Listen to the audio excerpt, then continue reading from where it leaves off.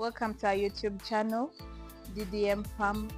Please, if you're new to this channel, leave a like, subscribe and hit the notification bell for the next video that will be uploaded so that you don't miss any information that will be coming up. So, the person talking to you here is Edith Apollo, one of the workers at this farm. In this video today, we are going to talk about the management practices in a brooder house.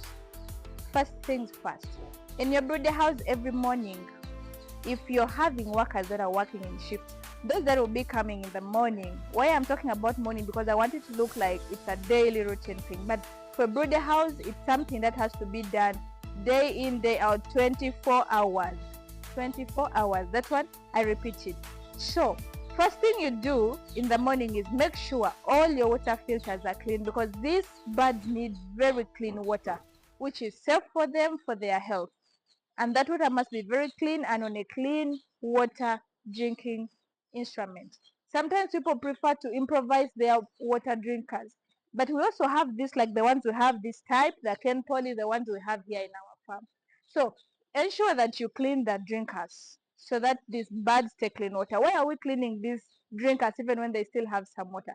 What happens sometimes is that these birds, as they feed, they enter inside, they step in their food. Sometimes even they pass out their fecal in that water. And also as they feed and get back to the water, feed and they get back to water, the water gets contaminated. It gets dirty. Even the smell changes, which is not healthy for these birds. That's why you have to clean it daily. Clean it and let it dry before you put in another water that they are going to drink. Secondly, ensure that the feeders are having enough feeds for this bird. These birds need to eat. They eat day in, day out. Day and night they are eating. So ensure that there is enough and clean feed ready for these birds.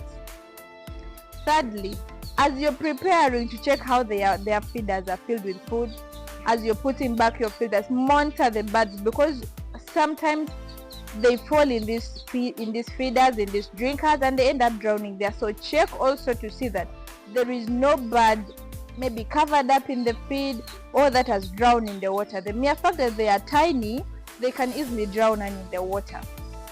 So, and then also your heat source.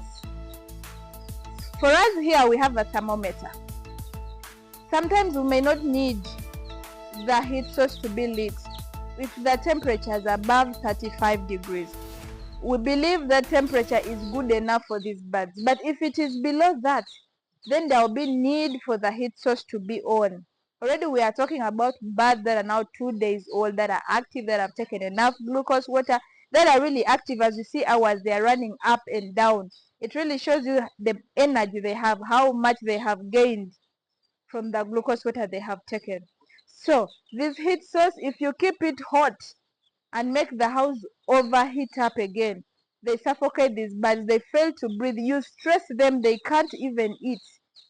They just start moving up and down, loitering. They can't settle down to eat. They can't settle down to do anything because they are not comfortable. So also the temperature in the brooder house should be always regulated. Don't let it exceed 40 degrees. And don't again let it go beyond. Don't let it go below again 35 degrees. Maybe 34, but 33 and below, no, then you have to do something. You have to really give them some heat. That's what they need.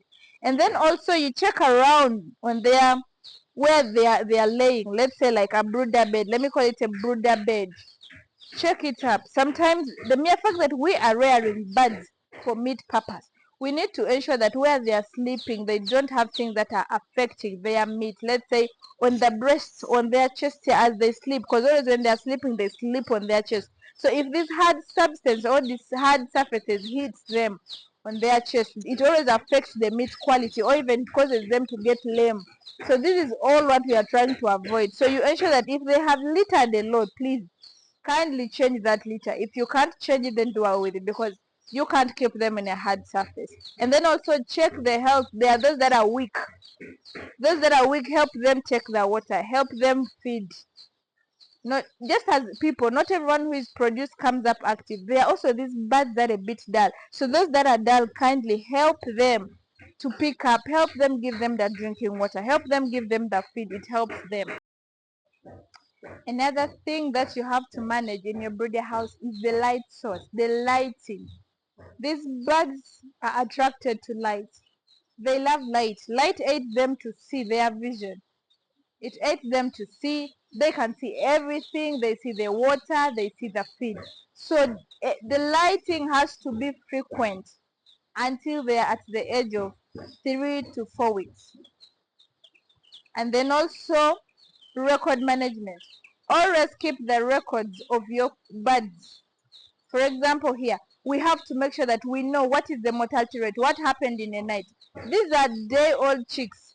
Today is their second day. We have to know, because some of them can't make it to the second day. They die, maybe because of coldness, maybe they were sick, maybe anything. So we have to keep all those records to know at the end of it all, what do we have as a farm, what are we left with.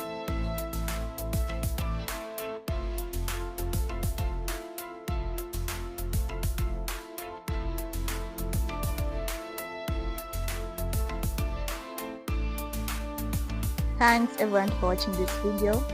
Please like if you have not liked, subscribe if you have not subscribed, and don't forget to hit the notification bell for the next videos. See you next time.